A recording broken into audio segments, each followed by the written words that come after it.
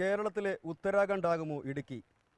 ഹിമാലയ മലനിരകൾ കഴിഞ്ഞാൽ ഇന്ത്യയിലെ ഏറ്റവും ദുർബല പരിസ്ഥിതി പ്രദേശങ്ങളിലൊന്നാണ് ഈ സഹ്യൻ്റെ ജില്ല. ഇപ്പോൾ ഇവിടെ കാണുന്നത് വികലമായ വികസനത്തിൻ്റെ ദുസൂചനകൾ മാത്രം.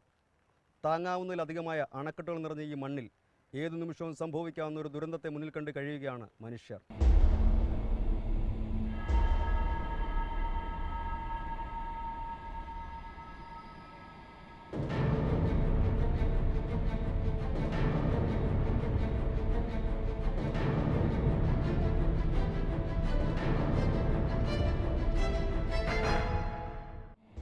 മാറിവരുന്ന ഋതുക്കൾ മുന്നറിയിപ്പുകൾ തരികയാണ്. വരണ്ടുണങ്ങിയ മണ്ണായിരുന്നു കഴിഞ്ഞ വേനലിന്റെ മുന്നറിയിപ്പ്. മണ്ണിന്റെ കെട്ടുറപ്പിനെ തകർത്ത് കുത്തിയൊലിക്കുന്ന വെള്ളം മഴക്കാലത്തിന്റേതും. പ്രകൃതിക്ഷോഭമെന്ന ഓമനപ്പേരിൽ നമ്മൾ ഇവയെ വിശേഷിപ്പിക്കും. ഇവയ്ക്കു മുന്നിൽ പകച്ചു നിൽക്കുകയും പൊലിഞ്ഞുപോയവയെ ഓർത്ത് വിലപിക്കുകയും ചെയ്യും.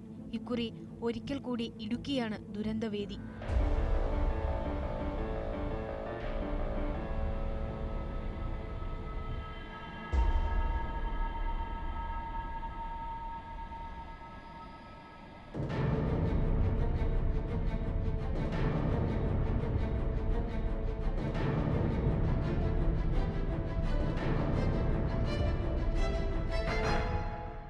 ഒരു വ്യാഴവട്ടം മുമ്പായിരുന്നു തിരുവനന്തപുരം ജില്ലയിലെ അമ്പൂരി വിറങ്ങലിച്ചു നിന്നത്. കാടിന്റെ കെട്ടുറപ്പ് നഷ്ടപ്പെട്ട മല മഴവെള്ളമിറങ്ങിയതോടെ ഇടിഞ്ഞിറങ്ങി. കുത്തിയൊലിച്ച മണ്ണിലും പാറയിലും ഒടുങ്ങിയത് 39 ജീവനുകൾ. കഴിഞ്ഞ വർഷം ആഗസ്റ്റിലാണ് കോഴിക്കോട് ജില്ലയിലെ പുല്ലൂരാൻ പാറയിൽ ഉരുൾപൊട്ടിയത്. 8 ജീവനുകൾ ഇവിടെ പൊലിഞ്ഞു. വീടും സ്വത്തും നഷ്ടപ്പെട്ടവർ നിരവധി. പശുക്കടവ്, വെള്ളിയാനി, നെല്ലിയാമ്പതി എന്നിങ്ങനെ പ്രകൃതി ക്ഷോഭിച്ചതിന്റെ പര്യായങ്ങൾ പലതുണ്ട് നിരത്താൻ. ആ പട്ടികയിലേക്ക് ചീയപ്പാറ കൂടി.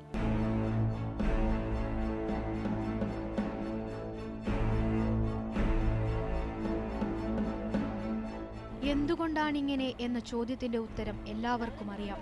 അതീവ ദുർബല പരിസ്ഥിതി മേഖലയായ പശ്ചിമഘട്ടത്തിൽ ഉൾപ്പെടുന്നതാണ് കേരളം. അവിടെ കാലങ്ങളായി ഏൽപ്പിച്ചുകൊണ്ടിരിക്കുന്ന ആഘാതങ്ങളുടെ ഫലമാണ് ഈ കാണുന്നതൊക്കെ.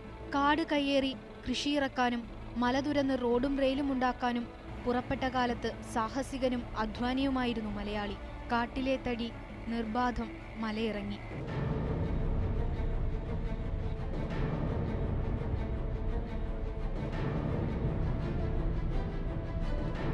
കല്ലുള്ളിടത്തൊക്കെ ക്വാറികളുണ്ടായി. പറ്റാവുന്നിടത്തൊക്കെ പൈലുകൾ താഴ്ത്തി കെട്ടിടങ്ങളുണ്ടാക്കി. എല്ലാറ്റിലും അധികൃതവും അനധികൃതവും ഉണ്ടായിരുന്നു. അനധികൃതമായത് അധികൃതമാക്കി നൽകാൻ ഭരണത്തിലേറിയവർ മത്സരിക്കുകയും ചെയ്തു. ഈ ഇനങ്ങളിലൊക്കെ സമ്പന്നമാണ് ഇടുക്കി ജില്ല.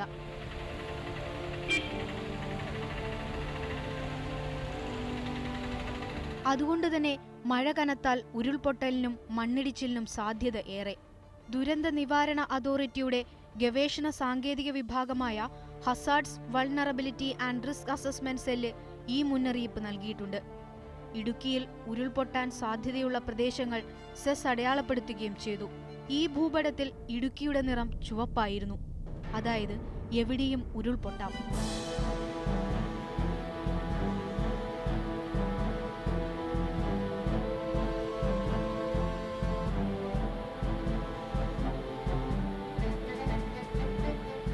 പ്രവചനങ്ങളെ അപ്രസക്തമാക്കി മഴ കനത്ത ഓഗസ്റ്റ് 4 രാത്രി ഇടുക്കിയിലെ കുഞ്ചുത്തണിയിൽ ചെറുതും വലുതുമായ അനവധി ഉരുളുകൾ പൊട്ടി.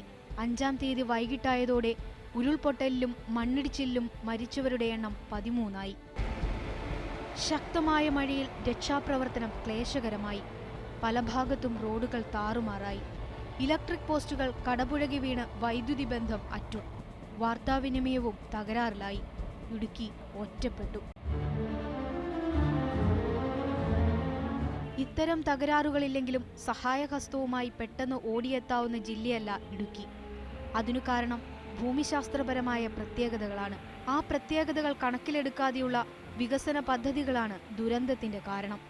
വേണ്ട സമയത്ത് ജാഗ്രതാ നിർദ്ദേശം നൽകാനുള്ള സംവിധാനമില്ലാത്തത് ആഘാതത്തിന്റെ തീവ്രത വർദ്ധിപ്പിക്കുകയും ചെയ്യും. കനത്ത മഴയുള്ള സ്ഥലങ്ങളിൽ വിനോദസഞ്ചാരികളെ അധികൃതർ വിലക്കുന്ന പതിവ് പല സ്ഥലങ്ങളിലുമുണ്ട്. എന്നാൽ ഇവിടെ അതുണ്ടായത് ദുരന്തം നടന്നതിന് പിറ്റേന്നാണ്.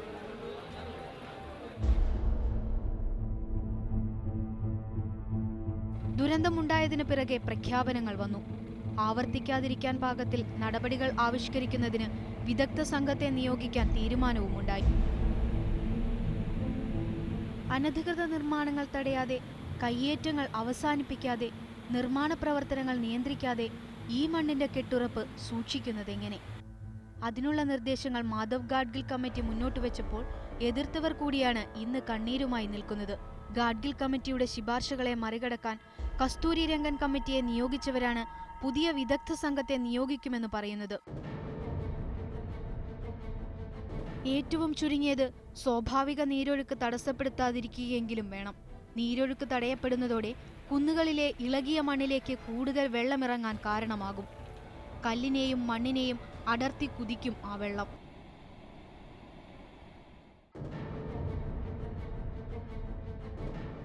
കേരളത്തിൽ നീരൊഴുക്ക് ഇത്രത്തോളം തടഞ്ഞ ജില്ല വേറെയുണ്ടോ എന്ന് സംശയം.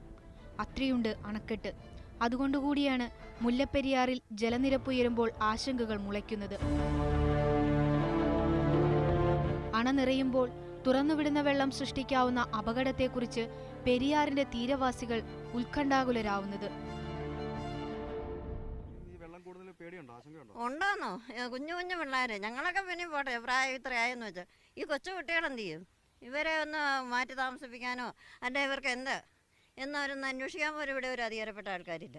ഉത്തരാഖണ്ഡിൽ സംഭവിച്ചത് വികലമായ വികസനത്തിന് ഫലമായിരുന്നു എന്ന് നാം മനസ്സിലാക്കി.